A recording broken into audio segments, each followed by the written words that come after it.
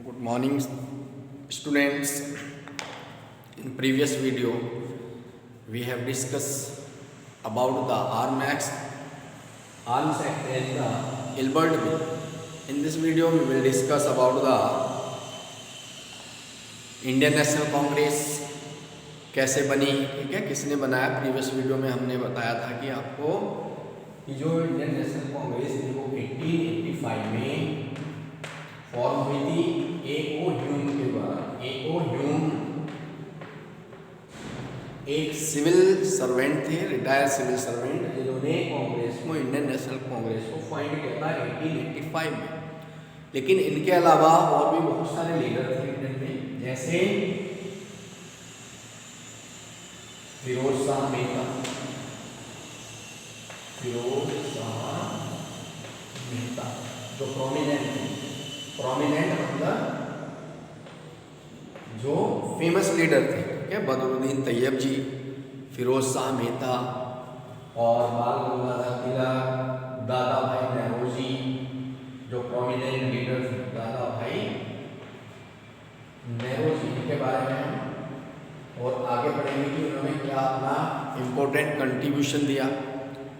दादा भाई नेहरूजी ने ही सबसे पहले ये बताया था कि किस तरह से ब्रिटिश इंडिया से धन ले जा रहे हैं, यहाँ से मतलब इतना वेल्थ ले जा रहे हैं। क्योंकि आपने प्रीवियस चैप्टर में भी पढ़ा कि जो ब्रिटिश होते थे वो जितने भी हाईएस्ट पोस्ट होती थी वो अपने आप रखते थे। जैसे कि जो सिविल सर्वेंट्स होते थे वो भी ब्रिटिश होते थे। इंडियंस को केवल वो 4th क्लास की जॉब देते थे, आर्मी में सिपाही बनाते थे या क्लर्क बनाते थे। जो हाई रैंक पोस्ट होती थी जैसे कि जज बनना या डिस्ट्रिक्ट मजिस्ट्रेट बनना, IAS PCS के जो एग्ज़ाम होते थे, क्योंकि पहले लंदन में होते थे, हमारे कंट्री में नहीं होते थे। फिर हमारे कंट्री के जो लीडर्स थे प्रोमिनेंट, उन्होंने ये भी डिमांड रखी कि जो सिविल एग्ज़ाम है, सिविल सर्विसेज का जो एग्ज़ाम है वो इंडिया में होना चाहिए, क्योंकि हर व्यक्ति इंग्लैंड परीक्षा देने नहीं जा सकता, ठीक है। बाद में उसको इंडिया में ही किया जाने लगा। और हमारे कंट्री के जो सबसे पहले ICS थे, इंडियन सिविल सर्विस करने वाले, वो सत्येंद्रनाथ टैगोर थे, ठीक है। सत्येंद्रनाथ टैगोर जो रविन्द्रनाथ टैगोर के भाई थे, ठीक है। उन्होंने इंडिया में सबसे पहले ICS इंडियन सिविल सर्विस को पास किया था। क्लियर। तो हाई पोस्ट ब्रिटिश की होती थी और इंडियंस को केवल लो रैंक की पोस्ट दी जाती थी।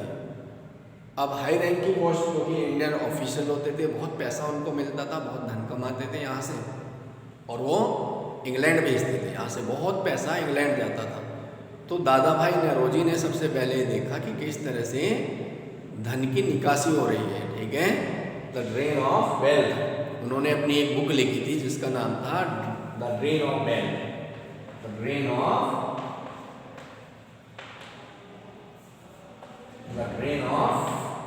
वेल्थ, ठीक है। ये उनकी पुस्तक का नाम था, दादा भाई नेहरूजी की। और उन्होंने सबसे पहले ये बताया था कि जो ब्रिटिश है वो किस तरह से इंडिया के रिसोर्स का यूज कर रहे हैं और यहाँ से धन की निकासी कर रहे हैं। यहाँ का रिसोर्स करके डेवलपमेंट ब्रिटेन में होता था, इंग्लैंड में होता था। क्लियर। A.O. ह्यूम ने इंडियन नेशनल कांग्रेस को फाइंड किया था और इसमें और भी बहुत सारे लीडर्स थे, कांग्रेस के लीडर्स थे, ठीक है। अब स्टार्टिंग में जैसे कि आपने पढ़ा कि 72 डेलीगेट्स थे जिन्होंने कांग्रेस को बनाया था मिलकर A.O. ह्यूम के साथ। A.O. ह्यूम उनके फाइंडर थे। स्टार्टिंग में कांग्रेस की डिमांड रही, ठीक है, क्या डिमांड रही? जो स्टार्टिंग में कांग्रेस के लीडर थे उनको मॉडरेट्स कहा गया, ठीक है, मॉडरेट्स। इनके भी 2 ग्रुप्स हो जाते हैं, बाद में उनके बारे में पढ़ेंगे, मॉडरेट्स और एक एक्सट्रीमिस्ट। कौन थे एक्सट्रीमिस्ट और मॉडरेट, क्या डिफरेंट था, वो क्या चाहते थे, उनकी क्या डिमांड थी मॉडरेट की, ठीक है। तो स्टार्टिंग में क्योंकि कांग्रेस स्टार्टिंग में केवल ये चाहते थे कि जो इंडियंस हैं वो गवर्नमेंट में ज़्यादा से ज़्यादा यहाँ के जो लेजिस्लेटिव काउंसिल में मेंबर इलेक्ट हो, मतलब ब्रिटिश गवर्नमेंट उनको यहाँ पर पार्लियामेंट में उनको जगह दी, ठीक है, मॉडरेट के लीडर्स को। उनका मेन प्रॉफिट ये नहीं था कि फ्रीडम मिल जाए मॉडरेट का, ठीक है, they not want to get the freedom.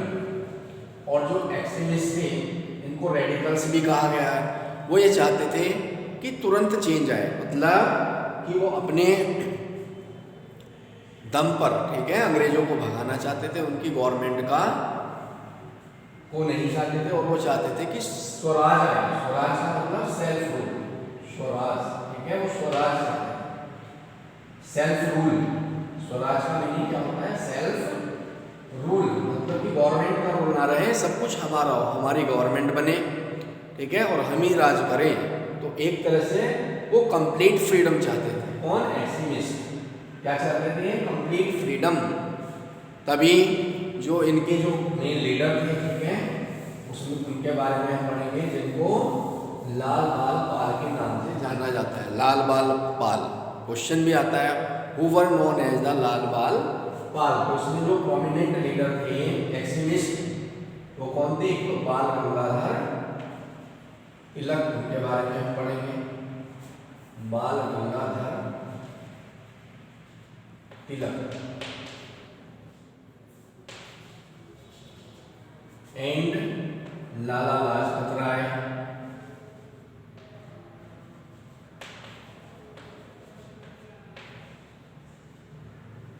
लाला लाजपत राय और बिपिन चंद्र पाल, बिपिन चंद्र पाल। तो ये लाल बाल पाल के नाम से भी जाने जाते हैं, और ये रेडिकल्स लीडर भी थे, कांग्रेस के एक्सट्रीमिस्ट भी थे। और ये क्योंकि इनकी डिमांड, इनकी सोच अलग तरह की थी, ठीक है, ये चाहते थे रेडिकल तरीके से। रेडिकल का मतलब है कि अंग्रेजों को मारकर भगाकर यहाँ से वो सेल्फ रूल चाहते थे, फ्रीडम चाहते थे। और जो मॉडरेट लीडर थे, वो केवल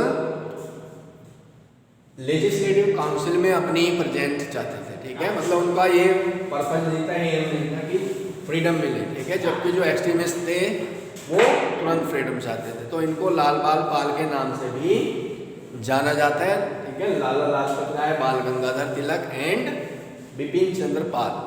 क्वेश्चन भी आता है, who were known as the Lal Bal Pal. और ये एक्सट्रीमिस्ट लीडर थे, एक्सट्रीमिस्ट मॉडरेट लीडर के बारे में आपने पढ़ा है, ठीक है। कांग्रेस में क्या डिमांड थी? ये सेल्फ। और इसीलिए बाल गंगाधर तिलक ने कहा था कि freedom is my birthright and I have shall it, ठीक है, स्वतंत्रता मेरा जन्मसिद्ध अधिकार है और मैं इसे लेकर रहूँगा, ठीक है। किसने कहा था? ये बाल गंगाधर तिलक ने, जो एक्सट्रीमिस्ट लीडर थे। तो इनके बारे में आपने पढ़ा, ठीक है, क्या चाहते थे वो? सेल्फ रूल, फ्रीडम, ठीक है, तुरंत फ्रीडम ब्रिटिश से। और मॉडरेट की अलग सोच थी, अलग आइडिया थे उनके, क्लियर। इसके बाद आप पढ़ेंगे इस चैप्टर में कि जब गांधी जी यहाँ पर आए इंडिया में 1915 में, ठीक है, एक इससे पहले यहाँ पर कोई एक ऐसा नेशनल लीडर नहीं था जो नेशनल लेवल पर कोई ऐसे मूवमेंट चलाए ब्रिटिश के अगेंस्ट, क्लियर। तो 1915 में गांधी जी यहाँ इंडिया में आते हैं अफ्रीका से, क्योंकि वो वकालत करने अफ्रीका गए थे, ठीक है। तब उन्होंने सबसे पहले वो देखते हैं, कंट्री में घूमते हैं, जगह जगह जाते हैं कि यहाँ पर क्या प्रॉब्लम है लोगों की, ठीक है। अब जैसे वो अहमदाबाद जाते हैं, खेड़ा में, वहाँ पर मजदूर हैं, मिल के मजदूर, उनके साथ में क्या प्रॉब्लम चल रही थी कि उनसे काम बहुत कराया जाता था, उनको सही से मजदूरी नहीं दी जाती थी, तो उनका पक्ष करते हैं। इसी तरह से चंपारण में जाते हैं गांधी जी, और वहाँ पर देखते हैं कि जो फार्मर थे वहाँ के, वो किस तरह से परेशान थे, ठीक है। क्योंकि आप पहले ही पढ़ चुके हैं प्रीवियस चैप्टर में कि जो ब्रिटिश थे वो यहाँ के फार्मर्स को इंडिगो ग्रो करने के लिए फोर्स करते थे। इंडिगो एक क्रॉप्स थी जिसका यूज क्लॉथ को कलर करने में, डाई करने में किया जाता था। इंडिगो को हिंदी में नील की खेती कहते हैं, क्लियर। तो इस तरह से चंपारण बिहार में और वहाँ के फार्मर भी परेशान थे, क्योंकि उनको फोर्स किया जा रहा था इंडिगो ग्रो करने के लिए, क्लियर। गांधी जी जब आते हैं इंडिया में, वो भी कांग्रेस के लीडर बनते हैं स्टार्टिंग में, ठीक है। तो अब क्या होता है कि जो गांधी जी हैं जब ये सिचुएशन देखते हैं, क्लियर, और वो एक नेशनल लीडर बन जाते हैं। धीरे धीरे उन्होंने ब्रिटिश के अगेंस्ट मूवमेंट स्टार्ट किए। अब इसी बीच में जो लॉर्ड कर्जन था, वो 19 आपने देखा कि 1905 में बंगाल को डिवाइड कर देता है, बंगाल डिवाइडेशन। क्योंकि बंगाल एक बहुत बड़ा स्टेट था उस समय, और असम का बहुत सारा पार्ट बंगाल में आता था। जो बंगाली लैंग्वेज को बोलने वाले थे, ठीक है, उनको अलग कर देना ब्रिटिश बहुत ही चालाक थे, उन्होंने पॉलिसी चलाई divide and rule. Divide and rule इसका मतलब कि बांटो और शासन करो, डिवाइड कर देना। इंडियंस, क्योंकि हमारे कंट्री में डिफरेंट रिलीजन के लोग यहाँ रहते थे, आज भी रहते हैं, हिंदू, मुस्लिम, सिख, क्रिश्चियन, ठीक है, बौद्ध, जैन, पारसी, तो उस समय भी रहते थे। तो आपस में धर्म के नाम पर ब्रिटिश बांट देते थे, राजनीति करते थे, ठीक है, जिससे कि एक ना हो जाए। अलग अलग हिंदुओं में जातियों के नाम पर बांटे हुए थे, ठीक है। तो उनकी पॉलिसी थी डिवाइड एंड रूल, बांटो और शासन करो। इसलिए जो ब्रिटिश थे वो अपनी हर पॉलिसी में कामयाब हो जाते थे। इंडियंस को तोड़ना चाहते थे और उन्होंने तोड़ा भी। तो बंगाल का डिवाइडेशन किया उन्होंने 1905 में। कब किया? 1905 में बंगाल का पार्टीशन कर दिया, टुकड़े कर दिए, ठीक है। क्यों? क्योंकि यहाँ उन्होंने बंगाल पार्टीशन, जिससे कि ये अलग अलग हो जाए। एक पार्ट में मुस्लिम और हिंदू के नाम पर इसको डिवाइडेशन कर दिया। इससे क्या होगा कि एक साथ नहीं रहेंगे और कोई भी मूवमेंट इस तरह से नहीं चला सकते ब्रिटिश के अगेंस्ट। तो उनकी मेन पॉलिसी रही divide and rule. Doctrine of lapse जो आप पढ़ेंगे, लॉर्ड डलहौजी ने उसको लॉन्च किया था। और डिवाइड एंड रूल किसने चलाई थी? लॉर्ड कर्जन ने। लॉर्ड कर्जन ही, जो लॉर्ड कर्जन था उस समय, ये बंगाल को डिवाइड करने वाला गवर्नर जनरल था, ठीक है, लॉर्ड कर्जन। और उसके समय में ही बंगाल को डिवाइड किया गया, डिवाइडेशन किया गया। लॉर्ड कर्जन ने ये पॉलिसी चलाई थी डिवाइड एंड रूल। क्लियर? तो इस तरह से स्टार्टिंग में कांग्रेस की अलग अलग डिमांड रही, मॉडरेट की अलग डिमांड रही और एक्सट्रीमिस्ट की या रेडिकल की अलग डिमांड रही, ठीक है। बाद में इनमें 1907 में सूरत में जब सेशन होता है, सूरत सेशन कहाँ पर होता है? सूरत में। सूरत जो गुजरात में, ठीक है।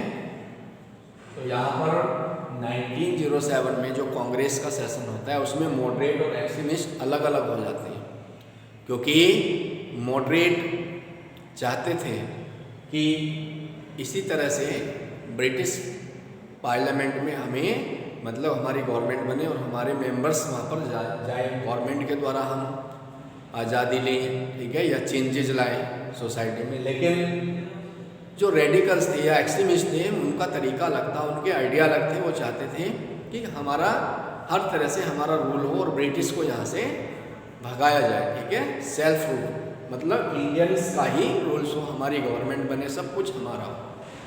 तो अलग अलग विचारों के द्वारा ये डिवाइडेशन हो जाता है। और जो मॉडरेट है, जबकि सबका मेन पर्पज रहता है फ्रीडम, आज़ादी, ठीक है, किससे? ब्रिटिश रूल से। मतलब सब फ्रीडम ही चाहते थे, सब आज़ादी के दीवाने थे। बाद में आप पढ़ेंगे कि रिवॉल्यूशनरी भी यहाँ पर आए, नेशनल रिवॉल्यूशनरी, ठीक है। उन्होंने अपने तरीके से ब्रिटिश के साथ मूवमेंट लड़ाई लड़ी उन्होंने, ठीक है। उन्होंने ब्रिटिश का नुकसान किया, उनको मारा भी, किल किया, ठीक है। तो हर व्यक्ति का अलग अलग तरीका रहा है, लेकिन सब क्या चाहते थे? फ्रीडम चाहते थे ब्रिटिश रूल से, ठीक है। और जबकि ये बाल गंगाधर तिलक और लाला लाजपत राय, बिपिन चंद्र पाल, ठीक है, अलग हो गए थे कांग्रेस से, लेकिन बाहर से ही वर्क करते रहे। इन्होंने, बाल गंगाधर तिलक ने अपना एक फेमस न्यूज़पेपर चलाया, केसरी, ठीक है, जिसमें उन्होंने दिखाया कि ब्रिटिश किस तरह से इंडिया में आके लोगों का शोषण कर रहे हैं, किस तरह से एक्सप्लॉइट कर रहे हैं, ठीक है, और किस तरह से यहाँ के रिसोर्स का यूज कर रहे हैं। क्लियर? तो इस तरह से न्यूज़पेपर छपते थे और पब्लिक को बताया जाता था कि हमारे कंट्री में क्या चल रहा है, ब्रिटिश क्या कर रहे हैं, ठीक है। आगे नेक्स्ट हम पढ़ेंगे नॉन कॉपरेशन मूवमेंट के बारे में, ठीक है। गांधी जी ने क्यों लॉन्च किया दांडी मार्च और डू और डाई का जो स्लोगन दिया, ठीक है, वो क्यों दिया गया, या फिर गांधी जी ने कौन कौन से नेशनल मूवमेंट चलाए ब्रिटिश के against, and what was the main weapon of Gandhi ji. जैसा कि आप जानते हैं कि गांधी जी नॉन वायलेंस में विश्वास रखते थे। नॉन वायलेंस मतलब अहिंसा, कि किसी की हिंसा ना हो, अपने तरीके से, ठीक है। सत्याग्रह, व्हाट वाज द सत्याग्रह, इसके बारे में हम पढ़ेंगे। सत्याग्रह मतलब सत्य के लिए आग्रह करना, ठीक है, विदाउट वायलेंस, नॉन वायलेंस। तो ये गांधी जी की मेन वेपन रहे हैं। नॉन वायलेंस के द्वारा उन्होंने ब्रिटिश को यहाँ से, इंडिया से भगाया और किस तरह से देश को आज़ाद कराया, इसके बारे में हम नेक्स्ट वीडियो में पढ़ेंगे। Thank you and have a nice day.